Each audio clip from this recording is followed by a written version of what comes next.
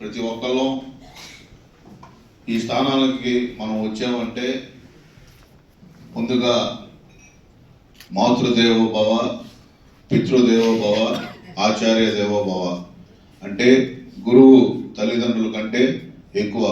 తల్లిదండ్రులు మనకు జన్మనిస్తే గురువుతోటే మన యొక్క ఏ రంగంలోనూ రాణించాలంటే ఒక మంచి గురువు ఉంటే మనకి జీవితంలో అనేక అద్భుత విజయాలు కూడా మనం సాధించవచ్చు.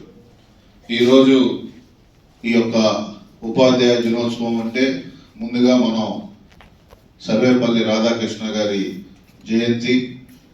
ఆయన ఒక గొప్ప విద్యావేత్త, అనేక విజయాలు సాధించి ఆయన ఉపాధ్యాయ వృత్తిలో ఎంతోమంది విద్యార్థులని వాళ్ళ జీవితాల్లో వెలుగు చూపించి భారతదేశ మొట్టమొదటి ఉపరాష్ట్రపతిగా మరియు రెండో రాష్ట్రపతిగా ఈ దేశానికి ఎనలేని సేవలు అందించిన వ్యక్తి మన సర్వేపల్లి రాధాకృష్ణ గారు.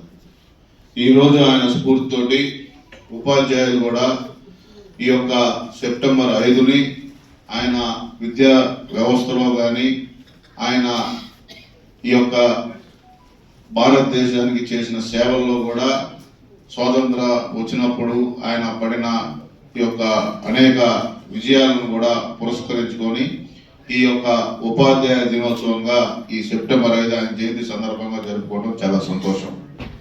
ఈరోజు ప్రతి ఒక్కరు జీవితంలో ఒక అన్ని రంగాల్లో రాణించాలని తపంతో మనం ఉంటాం. విద్యార్థి అనేవాడు వాడి జీవితం 25 సంవత్సరాలు గురువుల దగ్గరే, ఎంతోమంది ఉపాధ్యాయుల మధ్య ఏ విద్యార్థి అయినా సుమారుగా 25 సంవత్సరాల జీవితాన్ని అక్కడ గడుపుతాడు. ఒక మంచి స్కూల్ కానీ ఒక మంచి గురువు ఉంటే మనం అనేక విజయాలు జీవితంలో కూడా సాధించవచ్చు. ఈరోజు మా కూటమి ప్రభుత్వం వచ్చినాక విద్యాశాఖ మంత్రిగా నారా లోకేష్ గారు ఈరోజు అనేక సంస్కరణలు ఈ ప్రభుత్వం తీసుకొని రాగలిగాం ఈ సంవత్సరం 4 రోజుల్లో. ముఖ్యంగా ప్రభుత్వ పాఠశాలలో ఎప్పుడూ లేని విధంగా పేరెంట్ టీచర్స్ మీటింగ్ పెట్టి అనేక మందికి ఉపాధ్యాయులు, పిల్లలు, తల్లిదండ్రులకి ఒక మంచి ఆహ్లాదకరమైన వాతావరణంలో ఈ పిల్లలు భవిష్యత్తు గురించి వాళ్ళ యొక్క ఏ రంగాల్లో రాణించాలనే ఉద్దేశంతో ఒక మంచి కార్యక్రమం పేరెంట్ టీచర్స్ మీటింగ్ పెట్టడం. అలాగే ఎన్నికల్లో ఏదైతే చెప్పామో మెగా డిఎస్సి 16,000 మంది ఉపాధ్యాయులు కూడా డిఎస్సి ద్వారా మనం ఈ ప్రభుత్వం తీసుకోవడం జరిగింది.